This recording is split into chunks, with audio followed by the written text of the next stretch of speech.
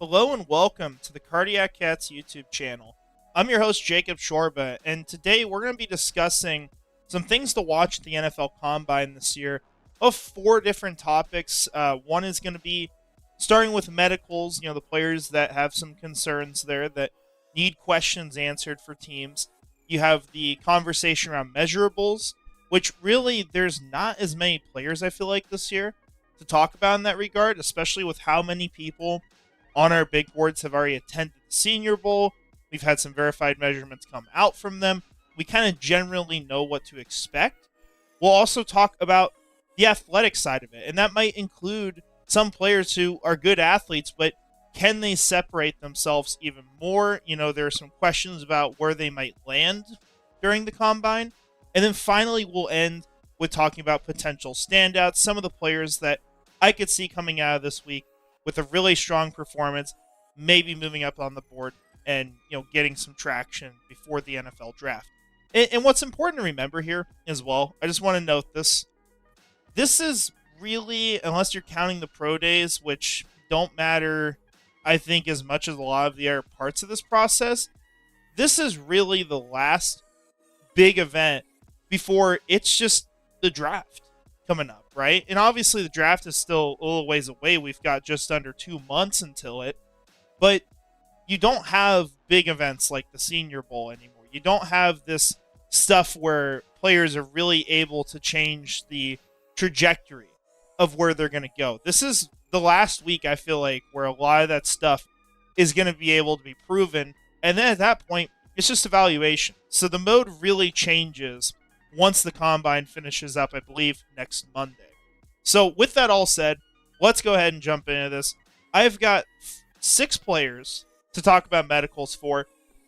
Starting off, and I know this may not be a prospect the Jaguars target. We are going to talk about really the whole group here, so there might be some guys who aren't super specific to Jacksonville. But Josh Simmons, a guy who, if medically cleared enough to the point where, even if he's got to sit out part of this year or the recovery is not super quick, as long as he could get back to the level he was playing at, I think he's the best tackle in this class. I think this is a guy who profiles very close to Christian Darrisaw, could be a really good player in the NFL, a franchise left tackle, and almost, I would say he's a good enough player, hot take here, to where if he fell into the second round and Jacksonville was confident enough that he would be able to get back to form, even if he needed some time, I know it sounds crazy, I would consider drafting. I know he's a tackle. Maybe you play him at guard for a year or something like that. Maybe you give him this year to sit, learn the system, get fully recovered, give him some time. But if you're making an investment into this position, even if he may not play a ton to start out, if you save the money on Walker Little down the road, maybe that's a route they want to go, or, we'll see what happens with Anton Harrison. I think he's going to be a tackle here for quite a while. That's the impression I get. But Josh Simmons, if you get this guy and he plays great football for you for a long time, I can't really knock that pick, right? It may not be the most ideal, may not be the perfect scenario, but just kind of a hot take. And he's also personally a favorite of mine in this class, so I'm very much attached in that regard. But talking about some of these other guys, you got East Carolina cornerback Siobhan Revell. Actually, let's get that pronunciation a little bit closer because it's kind of wild. I think it's Savone Revel. So, correct. You can correct me if you want on that, but it's kind of a weird pronunciation. But Savone is someone who's got a ton of great traits. He's got a lot to work with. He's got ridiculous speed. There's a lot of tools here for teams to want to bet on in a class that does not have a ton of true first-round grades. And he was looked at as a clear first-round prospect early on in the year, and I believe he tore his ACL, and now you're sitting here wondering, where is he going to go? And so I don't know. I mean, it seems like people don't even consider him in the first round anymore, which is a little shocking to me, because if he's going to fully recover and you have this type of draft class, I think he could definitely get into it. But is going to really come down to, is there going to be long-term effects from this injury? You also have teams that, honestly, as unfortunate as it is, just missing the onboarding process and getting on the field before the season, you'll fall in the draft because of that. You watched that last year with guys like Johnny or Jazon Newton. You saw it with Jackson Powers Johnson, fell the second round. Some medical concerns, were going to fully recover, but missed a lot of the early part of the process, and they fell out of what really could have been first-round selections. So Savone could be a player that happens to. We'll have to see, but it'll be really interesting to hear how the medical side of this comes out. And hey, if he's a player who does fall in the second round, could be another really good fit for the Jaguars. And you could honestly argue that about probably every player on this list here, aside from maybe Elijah Arroyo, who's more of a receiving tight end. But talking about Benjamin Morrison, he had an injury. Man, it was like, I think before the season. It's been quite a while since it. It was a little shocking, he declared, because he played so little this year. And so there's some concern just about his hip long term. Is this something that's going to limit him? There were also some questions coming into the year. He's not the biggest type of player for the position. He's got a good frame, but he's very, very lanky. So are injuries going to be a major concern for him in the NFL? That's a really big question. And, a lot of people have questions about him declaring after what happened. I've heard a lot of that, especially on like NFL Stock Exchange, listening to them this last week at work, and we'll have to see. But Benjamin Morrison, someone who originally could have been a top 10 pick, it's a chance he falls out of the first round just based off what happens medically.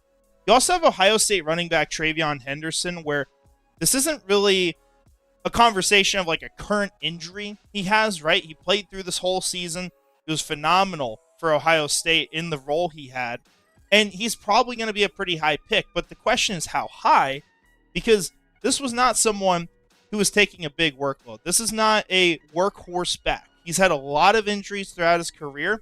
It's really thrown things off as far as for him as a prospect. He was originally supposed to be one of these blue chip type of running backs coming out of college. Now there's the questions, do I have to watch the workload? And with a position that I do think is going to see more value from the NFL or be treated as such, but still is generally not considered as a premier position at running back, a player who is not playing full time there, how high does he go? Right? And I do think, if I had to guess, I think a team takes a shot on, right? I mean, you look at the Detroit Lions. They picked Jahmyr Gibbs at number 12, and Gibbs does not take every carry for that team. David Montgomery is a huge part of that backfield. I think Henderson could be almost sort of a light version of Gibbs, where he's not going to play every snap, but you're going to have a really explosive player on the field when he goes out. He could be a great receiving threat. And I think as well for Henderson, something that's very special about him, he is a complete back in the sense that he also can block. So you want to see, can he hold up for an entire season? How much of a workload can we give him? And that's really going to depend on the previous injuries and how much that's going to impact his long-term future. Now, Elijah Arroyo, this was someone that I've heard there's been a lot of questions about him medically. I don't believe he's going to compete at the Combine because he had an injury from the Senior Bowl. So that could be something that really drops him down the board.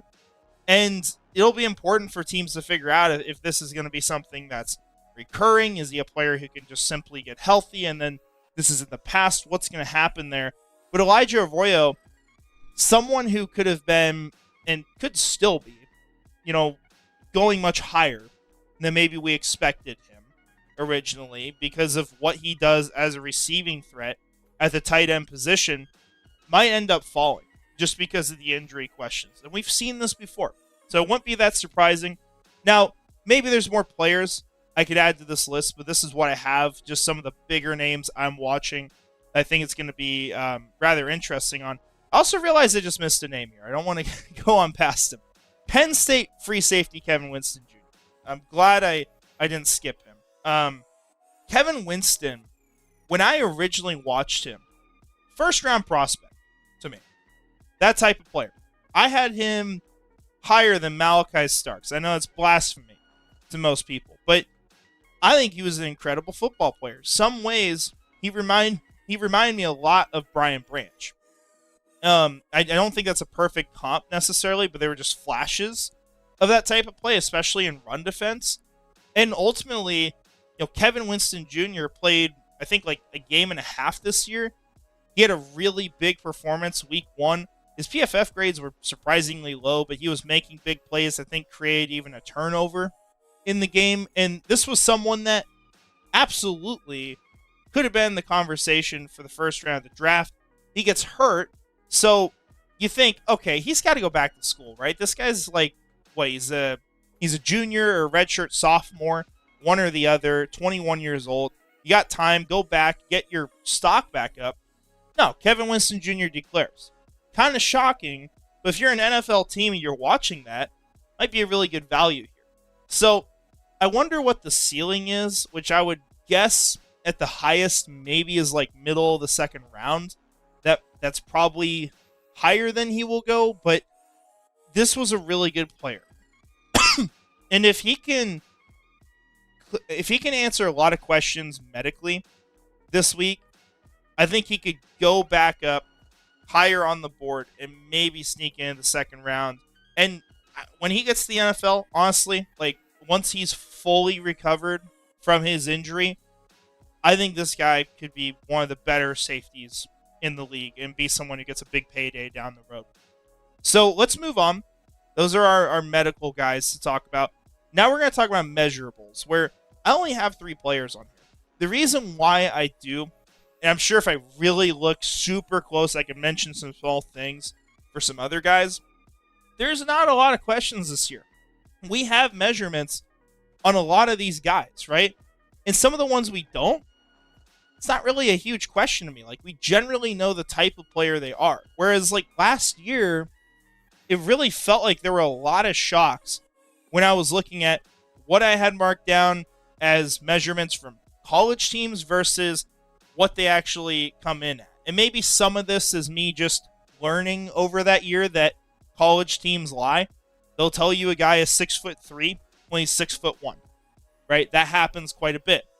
But I really don't think that there's a ton of players that I'm watching super close as far as measurables. But for the ones I will Campbell is the obvious one, right? It's that arm length. That's the really big thing. Now, are there other questions about him playing tackle? Sure, there are. And he'd probably be a much better player inside. But if he has, say he measures in at 33 inches for his arm length, if he can hit that threshold or get a little bit above it, which I believe the measurements right now are that he's like a tick below. If he comes in with good length and something changes there, which I know obviously his arms aren't really growing at this point. The guy's an adult, but sometimes measurements are off, and you could see that have some fluctuation here. We've seen guys who their hand size might be half an inch off whenever we compare Senior Bowl to Combine. That stuff has happened before. If Campbell can get something favorable, maybe this is someone that teams can convince themselves of as more of a tackle to start out. Maybe he doesn't get treated like Skoronski, where he goes straight to guard with the Tennessee Titans, and maybe where Will Campbell goes, he gets treated as a tackle to start, gets his shot there, and then moves inside. And the big question here, too, if Will Campbell is going to come into the NFL and you know he's not playing tackle, how high can that player go? Right? Because this really changes the projection. Like, we can talk about how fun he would be as a center in the NFL and how impactful he could be in the immense upside that Campbell can have. But there's a limit to how high you can take a center, right? And like Skoronski, comparing him once again to that, he was one of the top players in that class. Regardless of how he's performed in the NFL, he was a top prospect. Someone who was talked about around the top 5 to top 10 of that class. He ends up going almost in the teens. So he falls out of that range by a bit. So Campbell, if you have questions about him playing tackle, maybe he falls to say the Chicago Bears or a little bit past that. I think that's kind of the point where I could see him going, unless maybe the Patriots trade back, if he's not going to play tackle in the NFL. Now, two more players just to throw in here, not really top tier prospects, but Tez Johnson surely is an interesting prospect and someone that people are hoping could be kind of that next type of Tank Dell player, but he's Tank Dell light. This guy is small, right? He's 156 pounds at the position. I think that's the smallest player we've ever had play wide receiver. At least he is the smallest I've ever scouted. So can he maybe come in with a little bit better size, answer that question just a little bit, which, look, you're 156. You're not going to convince scouts that you're at a great size to play football. That's not happening. But if you can make it a little bit better, maybe you stay on more teams' boards, because I could see teams just looking at that and saying, 156-pound receiver? No thank you. We're not signing this guy to our practice squad. So I think it is important for Johnson to at least come in maybe around 160, 165. I don't know if that happens, but that would be something I'm watching. And I know obviously his frame is smaller, but it's really not as much about his frame, right? He would be a slot guy in the NFL. It's just your size, right? How are you going to fight press coverage? Right? You're just not going to be able to do that at that weight. Now, one last guy you will not have probably heard of since summer scouting, and who knows where he goes at this point, but Brant Kuithe is a really interesting tight end from Utah, just a very fun player to watch. He's someone that, maybe is not really built to play the tight end position. He's supposed to be 6'2". It'll be really interesting to see where he weighs in. And is this guy, maybe going to end up being more of a power slot type of player? Is he going to maybe change positions? What is his role in the NFL? He'll be an interesting one to watch. I'd like to see where those numbers land. But Brant Kuithe, as exciting as he was to watch the film on from a couple years ago, not going to be someone who goes early in this draft, right? No questions about that, just because of the injury history, and then obviously you have major size concerns, right? And I could have thrown him on the injury list, to be fair, but he missed the entire season, right? That's a pretty big question mark. Now, we're going to talk about athletics. We're going to talk about players who could maybe answer some questions, who could separate themselves in a good or bad way. And if you're on this list, I'm going to make this clear once again. This does not mean you're a bad athlete. It is a question of where do you land, right? And so we'll start with Emeka Egbuka, where he is not a bad athlete. I'm going to make that very clear. Egbuka is someone that you go look at reports on him from a couple years ago. He's supposed to be a 4.3 type of athlete. And with how good of a route runner he is, how tough of a player he is, how much he brings as a blocker, if he runs in that sort of range, right, gets anywhere close to a 4.3, he could go a lot higher than back end of the first round. He probably should. Honestly, I think he's that type of player. I would have him going in the teens as far as where he should sit in this draft. I just think he's going to be great in the NFL. But you saw a lot of speed from him early in his college career. The question is that still there? How fast are you now? And where do you really land? Because if you're a slower player, if he comes close to running a 4.5, then maybe there's the question of, can he go first round? Is he going to be the type of player you can invest that kind of capital on? And so I think that's going to be the big question to be answered with Emeka Egbuka at the Combine. Now, Jahdae Barron is another player who I think he's a good athlete. The question is, how great of an athlete are you? He's getting a lot of comparisons to Brian Branch right now, just because he's someone who is honestly just dominant, instinctual, plays a ton of positions, just really damn good football player. Does it all well. The question is, how high does he go? Because Jahdae Barron, he's not 6 foot, so you have some size questions if you want to keep him as an outside cornerback. That's probably not the best role you play in. I would like him as a slot cornerback. ideally in the NFL. But the question is, if you're going to play there, are you a good enough athlete to keep up with the type of players who play in that position in the slot? And Barron, I think, is a good athlete. The question is, how good of an athlete is he? Because we saw Brian Branch, going back to that, he did not test out super well. I think he ran in the 4.5s. And so you saw a player who was talked about as a first-round prospect, like top half of the first round even, maybe to the Packers at like 15 in that class. Goes at 45. So where's it going to fall for Jahdae Barron? That's the big question. And for the exact time from Brian Branch, just to clarify that, he ran a 4.58. So I don't think Barron's going to be that slow, but it's a question of how much better of an athlete are you? Are you going to separate yourself in that regard? Now, Jalen Royals, another guy who we could talk about the athleticism for. He had some really explosive plays. He's a very fun player to watch.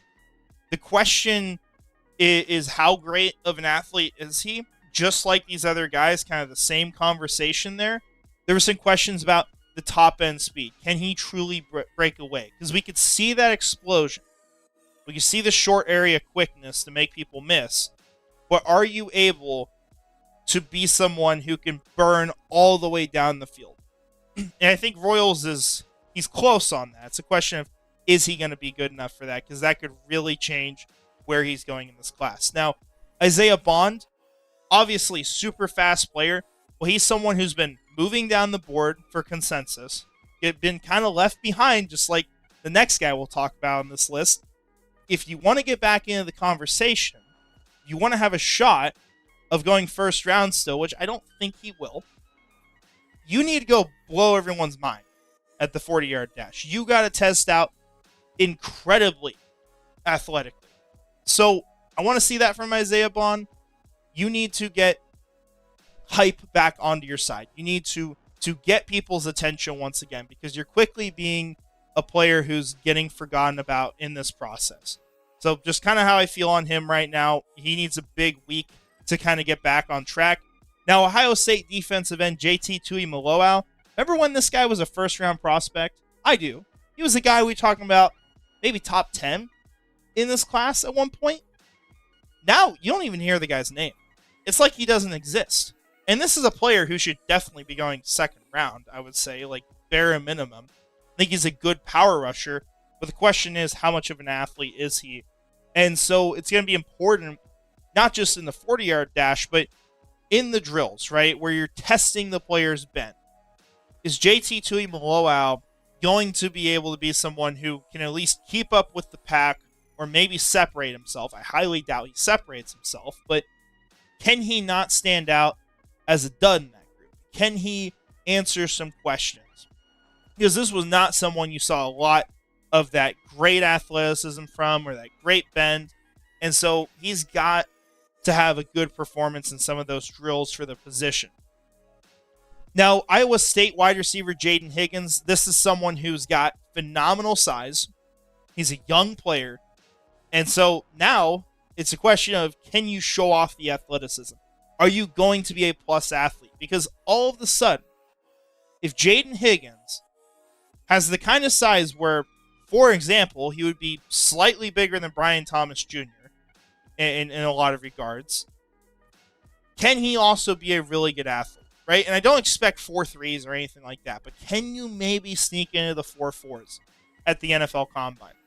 If you can do that, I think you're going second round for sure, and maybe you're sneaking in at the early portion of that. But I think that could be what separates him from being more of a developmental guy, an early backup in his career, to some team maybe taking a shot on him a little bit earlier, and then all of a sudden this guy is starting early in his career. So definitely someone to watch. Now, I've got 3 running backs here, kind of different conversations for all of them. With Rutgers running back Kyle Monangai, look, personal favorite of mine, one of my favorite players in this class, and I hope to God Jacksonville takes him. I think he would be a phenomenal addition to what they have. Super tough runner, no questions there. Hell of a blocker. But the question is, how great of an athlete is he? And that's why you don't hear about this guy a ton. That's why you when you go to a consensus board, Kyle Monangai is sitting there in like, what, the freaking 6th round on some of these, which is ridiculous to me. He should not be going in that range. I don't think he will. But can he have the kind of week where he can answer some of those athletic questions? Can he keep up with the rest of the pack? And then all of a sudden, maybe he's not looked at as much in that regard. You can start looking at some of the strengths. Because I think a lot of teams just look at him and say, this guy isn't a great athlete, right? Barely got the job at Rutgers. And, obviously he did great there.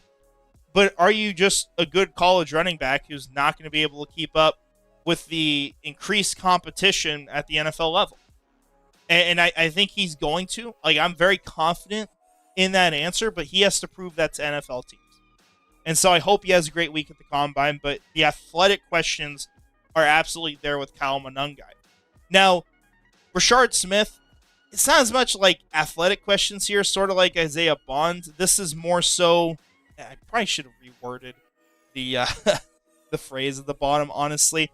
But for Rashard Smith, this is more so a question of, can you just completely separate from the pack? Can you have the kind of week where you are the standout player at your position? Can you go run in the low 4.3s? Can you sneak into the 4.2s? Can you do something like that to separate yourself? Because when I watch Rashard Smith, I see a great receiving back. I see a super fast player. And I see someone who could very quickly in the NFL have a big role because of those traits. I think he's already got really good vision. For being a wide receiver converted to running back for one season, I think it's possible that Smith could have the same kind of impact that Tyrone Tracy did. But can you separate yourself enough to where you don't get forgotten about in this class that's very deep at the position and maybe end up warranting maybe even a late day 2 pick, early day 3 pick? Can you get into that range because of it? So that's my question with Rashard Smith. But the 40-yard dash is the really big thing to watch. I don't have any questions about the short area quickness or the explosion. That's all clearly there when you watch him. But it's like, just how great of an athlete are you? And he is a great one, but how great is the question. Now, Iowa running back Caleb Johnson, this is someone I feel like I'm going to end up rewatching a few times until I get closer to where people are. Maybe I don't. Sometimes it happens with prospects. I don't have him super high on my board right now.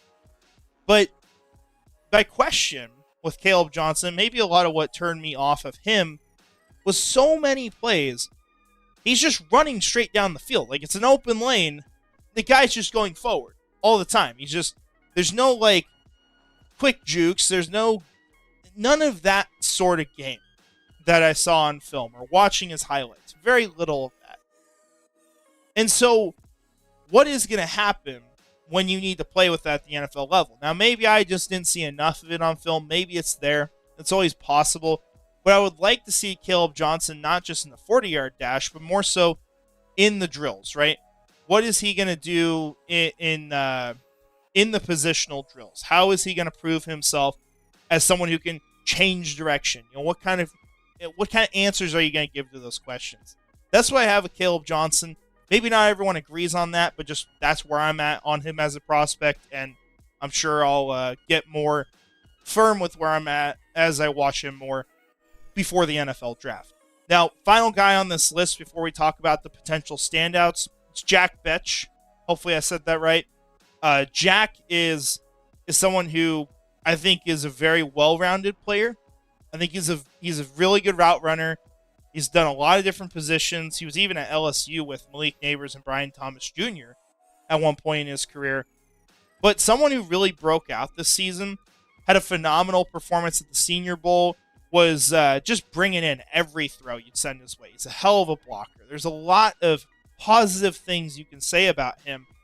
So now, are you going to be a great athlete? Or are you going to be someone, can you get a low 4.5 or a high 4.4? Can you get in that kind of range? You do well at the athletic training, because all of a sudden, if you do that, you have the size you do, why would you not go pretty early in this class, right? But if he comes in, he runs a mid 4.5 or close to a 4.6 and doesn't really stand out, he could tumble down the board pretty quickly. So I think a lot rides on how Jack performs in those athletic drills. So we'll have to see what happens. Now, for the guys I think will stand out, just my guess is right now. Start with Jalen Milroe, who has been probably not having the best process he could have hoped for. So far, struggled at the Senior Bowl, didn't really stand out there. Finished the season poorly, or at least just not to the level he was playing at, games such as against Georgia. Now for Jalen Milroe, this is kind of the last opportunity, aside from his pro day, to really get back on track and maybe get back into the range where you are at least for sure taken in the early second, or maybe sneaking into the late first. Obviously, he's got a lot of tools to work with, and maybe that just alone warrants him going high, but you got to show those off again, right? Especially when picks like, for example, Anthony Richardson don't really look like they're working out that great so far in the NFL, where it is not a guy who's super developed, but just has these incredible traits. I think for Milroe, he's not the exact same, right? I think he's a little more developed, but I don't think the traits or the overall talent is there with Richardson, because Richardson's such a unicorn. It's still great for Milroe. But can you stand out at the combine? Can you go make some huge throws? Can you have a great performance? Are you going to run like an incredible time in the 40-yard dash, right? You got to get some attention again, because it's very quickly been a slow fade for Jalen Milroe, or maybe more in a slow fade, honestly, so far. So what's going to happen there? That's a big question. Ohio State running back Travion Henderson, already talked about him with the medical side of things, but I think he is going to be a standout. He's going to run super fast. I think he's going to do great during positional drills. He is a very complete type of player. It's just a question of how much is he going to be on the field, and I don't think that's as big of a concern aside from like meeting with teams, right? And that'll all happen behind closed doors. For what's going to happen in public, I think Henderson's going to do a phenomenal job. Now, Brashard Smith, just talked about him a moment ago. Once again, I think he's going to test out really well. I think he could lead the running back position at some of these drills. And I think he could have the fastest 4-yard dash for the position. So I think he could be that guy that separates himself there. Now, obvious name on here, Colorado wide receiver / cornerback Travis Hunter. Still hope to God somehow he becomes a Jaguar. I don't think that's going to happen, but I hope. I'm going to continue hoping until the dream is dead. But Travis Hunter, even if he didn't achieve everything he wanted to at the combine, just the notion that we're going to have a guy working out with the cornerbacks and then coming back to work out with the wide receivers, and you're going to have focus on that again, I think it's going to remind some people why this has been what should be a consensus first overall type of player, right? Why is he the best player in the class? And I'm a huge Abdul Carter fan. If you watch this channel, you know that.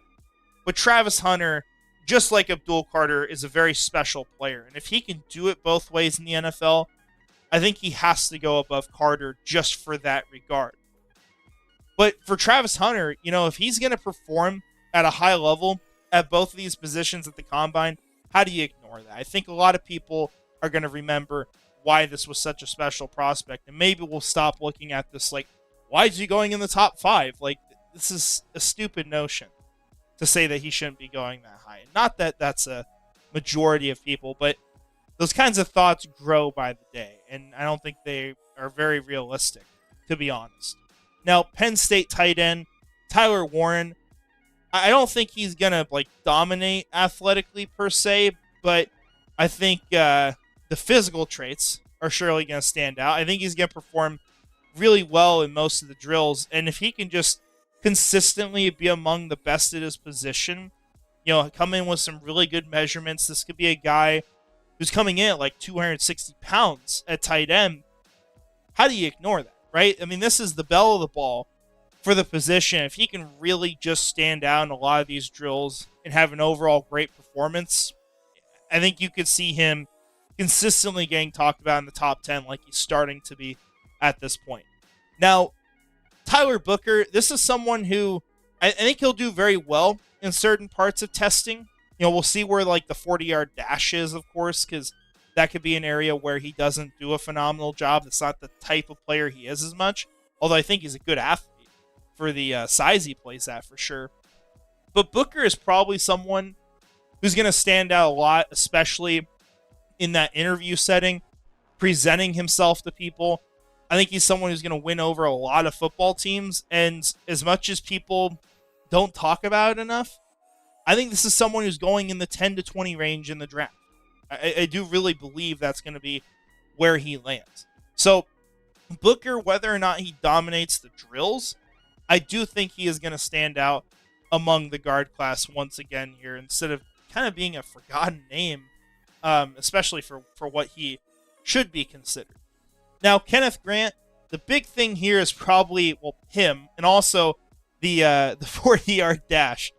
He's a really good mover for the size he plays at, 340 pounds. And the big play everyone talks about is him chasing down Hines-Allen in open space as a nose tackle against a running back. Are we going to see that type of performance in the 40-yard dash? Is this someone who can blow your socks off doing that drill? Is that going to happen? I think it could. I think he's going to definitely perform very well, but he could really get a lot of attention with the dominant performance there, especially in the 40-yard dash. Now, Tennessee defensive tackle Omar Norman-Lott, he's someone who's just a very good athlete. He's got a lot of tools to work with. I think he could dominate a lot of these drills and just look like one of the best players there in that type of setting, and could be someone who can move up the board, really impress himself, just like the next guy on this list, which is Texas A&M defensive end Shamar Stewart. I do think it's probably too early to take him in the top 10. I see some talk about that. I'm probably going to push back on it, but I could see him earning that to NFL teams during the NFL Combine. I think that he's got phenomenal traits. I mean, incredible size for this dude. He's like the Trayvon Walker of this class, right? Not that that's the comp, but he is that type of player for the 2025 class. He's really damn good run defender, developing as a pass rusher, but you see the tools there.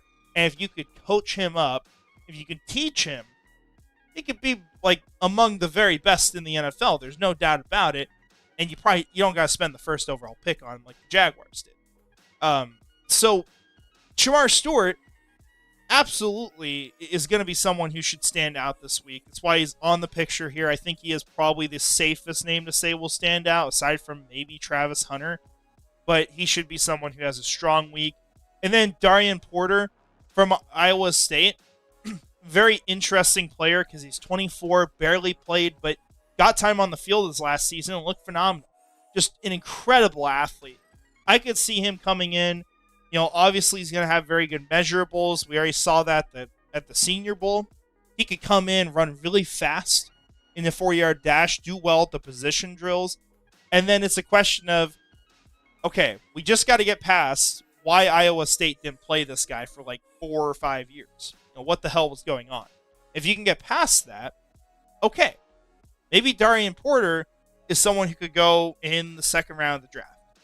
And you feel a lot more comfortable with that. So I think he's someone to watch. I think he'll definitely stand out athletically.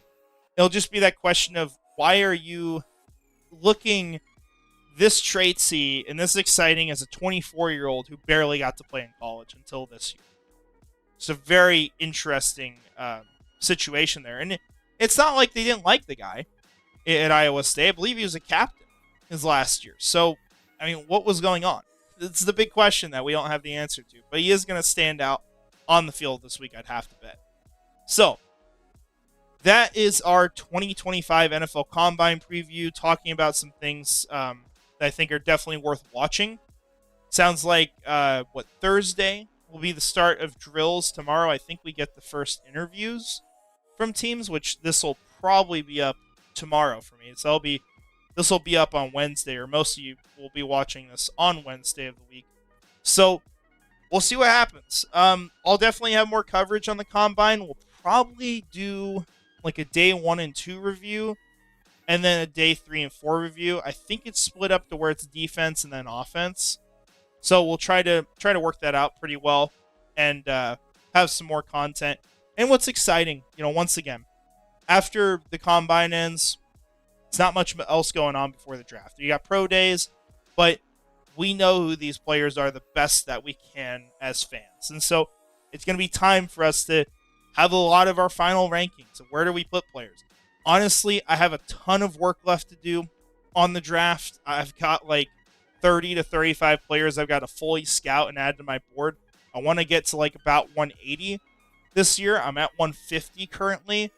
So there's a lot of work to do, but I think we're going to have some really good content regardless coming up to the draft, and it's going to be a really exciting year for Jacksonville, especially with what we've seen from James Gladstone talking about his approach. What are we going to focus on? What do they want in Jacksonville? What are the priorities?